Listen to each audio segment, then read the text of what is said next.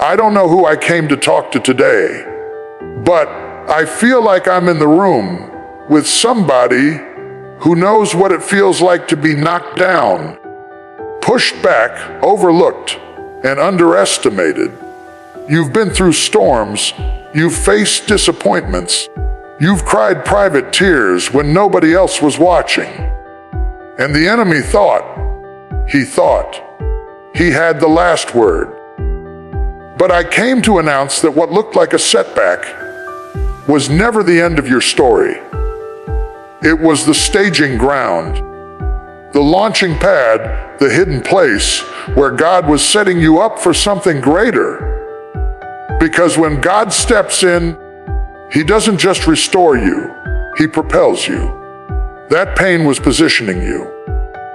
That delay was developing you. And what felt like a setback was a divine setup for your breakthrough. Your setback is not your conclusion. It's God's construction site.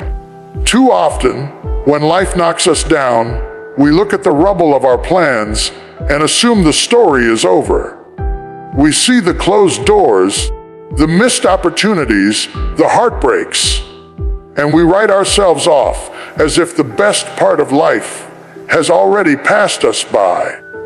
But God is a master builder, and what looks like an ending in your eyes is often the very ground He chooses to begin something new. A construction site doesn't look like progress. It looks like chaos. It looks messy, incomplete, and sometimes even destructive. But to a builder, every piece of debris has a purpose. Every nail and every beam is part of a bigger plan. That's exactly how God works in your life. He tears down what cannot hold the weight of your future so that He can build something stronger, greater, and lasting. The delay, the loss, the detour, they are not wasted. They are materials in God's hands, shaping the foundation for the next chapter of your destiny. So don't mistake the dust of construction for defeat. Your setback is simply the ground where God is preparing your breakthrough. Delay is not denial, it's divine preparation. When doors don't open as quickly as we hope, it's easy to feel forgotten or overlooked.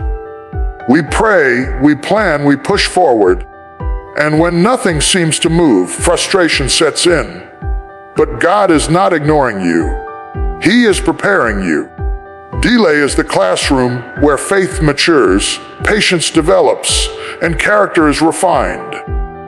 If everything you asked for came instantly, you would never have the strength to sustain it.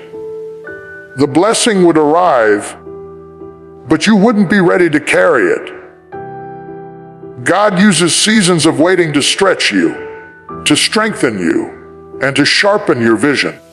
Think of Joseph. His dream didn't come to pass overnight. Years of delay shaped him into the leader who could handle the weight of his destiny. Think of David, anointed as king, yet sent back to tend sheep until the appointed time. What looks like a pause is actually divine positioning. God is aligning people, opening the right doors, and removing the wrong ones. Delay doesn't mean He said no. It means He's saying, not yet, because I'm making you ready. Trust the timing, because preparation always precedes manifestation. Broken places become breakthrough places. The very areas of your life where you feel the most shattered, the most wounded, are often the very places God chooses to release His greatest power. We tend to hide our scars, cover our pain, and pretend like nothing has touched us. But God does not work through polished perfection. He works through brokenness. A seed has to break before it can grow. Oil does not flow until the olive is crushed. Diamonds are formed under pressure. Likewise, your brokenness is not wasted. It's the soil where breakthrough takes root. Think about it. when you reached the end of yourself? Wasn't that when you discovered God's strength? When your resources ran out? Wasn't that when His provision showed up? Your broken moments become testimonies that fuel not only your faith, but also the faith of those around you. That broken relationship, that financial struggle, that health battle, they can all become the stage where God demonstrates His glory.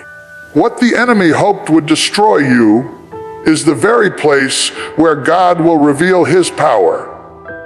So don't despise your broken places. Lift them to God, because in His hands, brokenness is always the birthplace of breakthrough. What the enemy meant for harm, God repurposes for destiny. The attacks that were designed to break you down are often the very tools God uses to lift you up. The enemy strategizes to trap you in despair, to convince you that the wound is permanent and the loss is final. But God has a way of flipping the script. What looked like a setback becomes the soil of strength. What seemed like betrayal becomes the bridge to your blessing. Remember Joseph. His brothers sold him, lied on him, and left him for dead. Yet every pit, every prison, every painful moment became a step toward the palace. He could stand years later and declare, "You meant it for evil, but God turned it for good." That is the kind of God you serve. A God who recycles pain, a God who turns weapons into testimonies, a God who transforms ashes into beauty. So the next time life feels unfair, remind yourself this is not the end, this is not wasted. The enemy's plan is limited, but God's purpose is limitless. What was meant to harm you will ultimately shape you, grow you, and push you into the destiny that was always yours. A setup for breakthrough always requires faith beyond sight. If you could see every detail, if you could map out every step, it wouldn't require faith. It would only require planning. But God doesn't call us to live by sight. He calls us to walk by faith. Faith means stepping out when the ground doesn't look solid. Faith means believing the promise, even when your circumstances scream the opposite. It's easy to trust when the doors are wide open and everything flows in your favor. But true faith is forged in the dark, when nothing makes sense, when prayers seem unanswered, and when every natural sign says, it's over. That's when God is testing your ability to lean not on your own understanding, but on His Word. The children of Israel had to step into the Red Sea before the waters parted. Peter had to step onto the water before he realized it could hold him. Breakthroughs are always preceded by faith that defies logic. You don't wait to see it before you believe it. You believe it until you see it. Faith beyond sight is the bridge between your current struggle and your coming breakthrough. So I came to tell somebody today, your setback is not the end of your story. It was the construction site where God laid the foundation for your future. The delay you thought was denial was actually God preparing you for something bigger than you imagined. The broken places you tried to hide, those very cracks are about to release breakthrough. And everything the enemy tried to use to harm you, God has already repurposed to push you into your destiny. But hear me, none of it works without faith beyond sight. You've got to believe it before you see it. You've got to declare it before it manifests.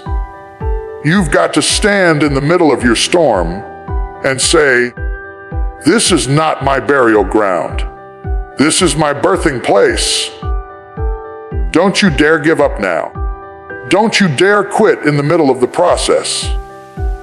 Because the same God who turned water into wine, who turned the cross into resurrection, is about to turn your setback into a setup for breakthrough.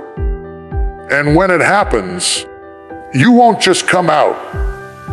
You'll come out stronger, wiser, and ready to step into the destiny He designed for you.